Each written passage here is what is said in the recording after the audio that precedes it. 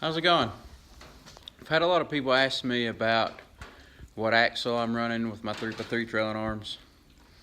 A lot of people, when they run a stock axle, they take the C-clip off, and I didn't really like that idea, so I come up with this one. As you can see, I'm running a stock bus axle. C-clips on both sides are in. I've got sorry, Sam sneezing. I've got a 6-rib transaxle.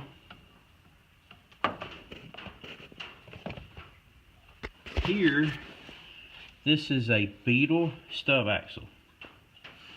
This flange is off of a bus transaxle. This is just the flange that's here. Matter of fact, there's the transmission I took it from. You can see it's gone.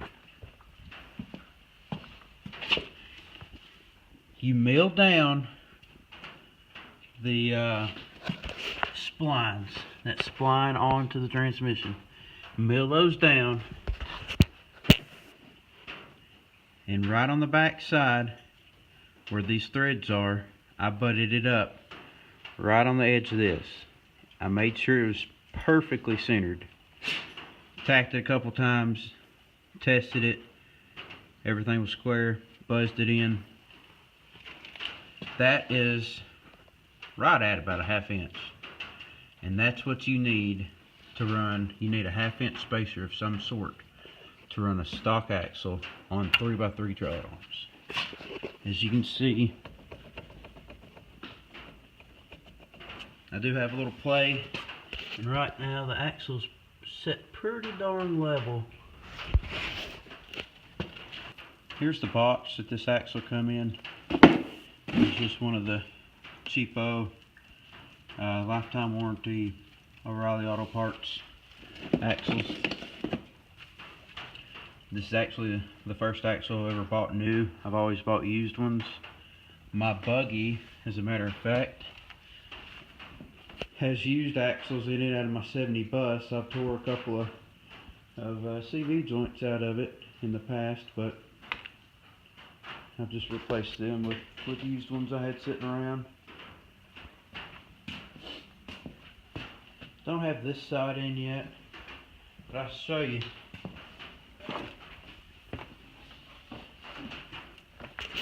Here the buggy is. Same setup. Beetle stub, bus flange. You do have to put spacers to keep the bolt from bottoming out back here. It will bottom out and it won't be tight. So you do have to put a couple spacers if you're using stock length bolts. But that's how it's set up on this buggy. Now, you don't necessarily have to use one of those bus flanges. Here on this setup, this is a bus flange, bus CV, bus length axle. This is a 1/4 inch spacer with a Zerk fitting. I've got one on both sides, which equal right up about a 1/2 inch, which is what you need. And I figured I'd put some grease fittings in them while I was in there in case I wanted to pump them full of grease whenever. But you can go this route. I did get a little longer bolt to reach. I don't really like this setup, that's why I went with the other one. But still, I think this is better than running around without a C-clip. Because then your axle, if your travel goes too far, your axle could slide out. Worst case scenario, you could bust a seal in here. But that's another way you do it. So if you have any more questions about the Baja or the buggy, just leave a comment. I'll be more than happy to make another video.